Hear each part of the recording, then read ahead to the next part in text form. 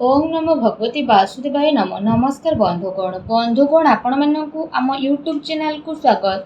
एबेठु आपण होई जांतु रेडी, कारण भगवान श्री गणेश और माँ लक्ष्मी को आशीर्वाद जदि आम आपण मानकु कहिबु विशेष भावरे आपण मानकु मिलिबाकु जाउची बहुत बड़ आगामी 7 दिन रे खुशी खबर। घर घर को जाई आपण मिठा बांटिबा पई होई जिबे रेडी। जदि कहबा ए 7 दिन समय रे भगवान श्री गणेश आउ माँ लक्ष्मी को आशीर्वाद बहुत ही भल समय रहिबाकु जाउची। आज केवल नसीबवान रह ए वीडियो को ही आपण माने देखि पारिबे। बहुत ही महत्वपूर्ण वीडियो आपण मानक पई रहिबो। आपण मानक कहबो कि ए 7 दिन रे रिद्धि सिद्धिदाता भगवान श्री गणेश को आशीर्वाद गजकेशरी जोगर मध्य निर्माण हेबो। आउ एहा सहित धनर देवी माता लक्ष्मी को कृपारु महालक्ष्मी जोग, धन जोग एवं 2टी राजयोगर मध्य विशेष भाव निर्माण हेबो, जहा द्वारा ए 7 दिन समय आपणक पई बहुत ही भल दिन साब्यस्त हेबो। प्रतिटी घर को जाइके आपणक मिठा बांटिबा पई पड़िबो।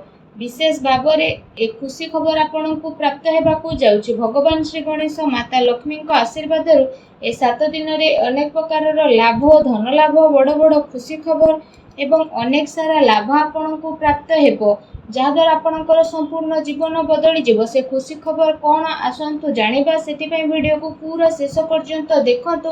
आ शेष रे वीडियो को निहाती भाबरे देखंतु। वीडियो को आदौ भी मिस करंतु नाही, कारण ए वीडियो आपण मानक पई बहुत ही महत्वपूर्ण रहिबो। ए वीडियो रे आपणक पई आगामी 7 दिन रो संपूर्ण विषय रे सठिक राशिफल मु आपण मानक पई नै करी आसीछि। तेणु वीडियो शेष पर्यंत निश्चिंत भाव देखंतु। यह पूर्व कहिबी भगवान श्री गणेश माता लक्ष्मी सच्चा भक्त होइतिले वीडियो को लाइक करंतु। कमेंट बॉक्स रे जय श्री गणेश, जय माँ लक्ष्मी बोली अवश्य लिखंतु, जहाद्वारा आपणकर सब मनोकामना पूर्ण हेबो। आसंतु जानिबा केमिति रहइबो आपणक पई भगवान श्री गणेश माता लक्ष्मी आशीर्वाद आगामी ए 7 दिन विशेष भाव स्थिति। जदि विशेष भाव में आम आपण को कहबू आपणक पई भगवान श्री गणेश माता लक्ष्मी आशीर्वाद ए दिन बहुत ही भल दिन रहिबाकु जाउछि, जहाद्वारा आपणकर सबु दुख कष्ट दूर होई जिवो। परिवार रे धन दौलत सुख समृद्धि मध्य बढ़िबो एवं जीवन साथी सह प्रेम संबंध आहुरी अधिक मजबूत हेबो। आपण समस्तक पई ए समय बहुत ही शुभ समय चालू अछि। आपण समस्तक पई जदि कहबा नुआ चाकरी मिलिबार विशेष रूप रे जोग मिलुछि। अचानक धन रे वृद्धि हेबो। आर्थिक पक्ष मध्य काफी मजबूत हेबार ए दिन रे विशेष भाव रे आपणक पई नजर आसुछि। जहा चाहिबे से सबु आपणक विशेष भाव रे ए सबु दिन रे प्राप्त मध्य हेबो। मानसिक भाव रे आपण खुशी मध्य अनुभव करिवे। प्रतिटी स्थिति आपणक मिलिबो। अटकी थिबा कार्य मध्य आपणकर पूरा हेबार जोग बनुछि।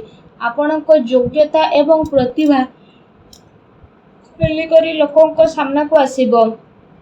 ता सहित आज आपणक विशेष रूप रे विजय प्राप्त हेबो। आपण आपणक दिन चर्या रे नेकी आगो को बढ़िबे, जहा द्वारा आपणकर व्यक्तित्व रे आश्चर्यजनक निखार मध्य देखिबाकू मिलिबो।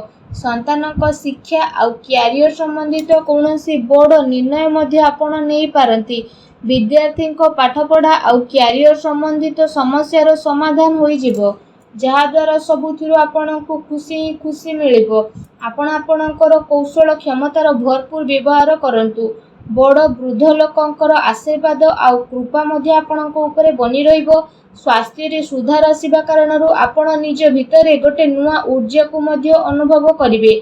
आ पूरा आत्मविश्वास सहित निजर कार्य प्रति ध्यान देबा आरंभ करिवे। कौनसी संपर्कियों को संबंधित कौनसी शुभ समाचार मिलबार मन प्रफुल्ल रहिबो। ता सहित जदि कहिबा आपण व्यवहार कौशल नजर आसीबे। आपण बुद्धिमत्ता और होशियारी रे सब कार्य को मध्य करि नेबे, जहा द्वारा आपण को काफी खुशी रे मध्य अनुभव होई जिवो। आसंतु जानिबा आपणक पई कोन नेगेटिव रहिबो। जदि कहिबा सामाजिक मान सम्मान प्राप्त हेबार संभावना मध्य रहिछि। सेथिपई कौनसी भी कार्य को स्थिरता और गंभीरता पूर्वक नियंतु, जहा द्वारा आपणक सफलता और सम्मान मध्य प्राप्त हेबो।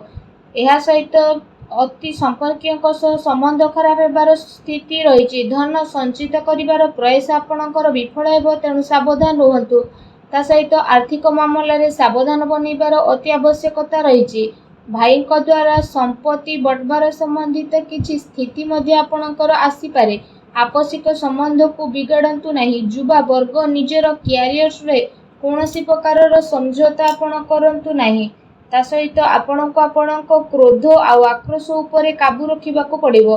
केते थर तरतर आउ उत्साह रे बना जाइथिबा खेल मध्य आपणकर बिगिड़ी पारे, जोंथि पई परिवारर सुख शांति मध्य प्रभावित हेबो। निजर लक्ष्य प्रति कड़ा नजर रखिबा आपणको पई अति आवश्यक रहिछि। ଏହା ସହିତ ଅଜଣା ଆଉ ଅପରିଚିତ ବ୍ୟକ୍ତିଙ୍କ ଦ୍ୱାରା ବ୍ୟବହାରରେ ଲେଣଦେଣ ସାବଧାନତା ରଖନ୍ତୁ। ଆପଣ କୌଣସି ଷଡ଼ଯନ୍ତ୍ରର ଶିକାର ମଧ୍ୟ ହୋଇପାରନ୍ତି। ସେଥିପାଇଁ ଠିକ୍ ଏହା ରହିବ କି ଆପଣ ଖରାପ ଲୋକଙ୍କ ସଙ୍ଗତିରୁ ଦୂରେଇକି ରୁହନ୍ତୁ। ବଡ଼ ଲୋକଙ୍କର ସ୍ୱାସ୍ଥ୍ୟରେ ଆପଣଙ୍କୁ ଧ୍ୟାନ ରଖିବାର ଅତି ଆବଶ୍ୟକତା ରହିଛି। ତା ସହିତ ବ୍ୟର୍ଥ କାର୍ଯ୍ୟରେ ଧନ ଖର୍ଚ୍ଚ ହେବାର ପ୍ରବଳ ଯୋଗ ମଧ୍ୟ ଆପଣଙ୍କ ପାଇଁ ବନୁଛି। ଭୂମି ଏବଂ ବାହନକୁ ନେଇ କୌଣସି ବଡ଼ ଧରଣର କରଜ ମଧ୍ୟ କରିପାରନ୍ତି। ସେଥିପାଇଁ ନିଜର ଆର୍ଥିକ ସ୍ଥିତିକୁ ଧ୍ୟାନରେ ରଖିକି କିଣାକିଣି ସମ୍ବନ୍ଧିତ ଆପଣ ଯୋଜନା ବନାନ୍ତୁ। ଏହା ଆପଣଙ୍କ ପାଇଁ ବହୁତ ଭଲ ରହିବ। ଆସନ୍ତୁ ଜାଣିବା ଆପଣଙ୍କର ଲଭ୍ ଲାଇଫ୍ କିପରି ରହିବ। ଦାମ୍ପତ୍ୟ ଜୀବନକୁ ନେଇକି ସ୍ଥିତି ଆପଣଙ୍କର କାଫି ଭଲ ରହିବ। ଜୀବନ ସାଥୀଙ୍କ ସହ ମଧୁର ସମ୍ବନ୍ଧ ହେବା ସହିତ ଆପଣଙ୍କୁ ତାଙ୍କର ସହଯୋଗ ମଧ୍ୟ ପ୍ରାପ୍ତ ହୋଇଯିବ।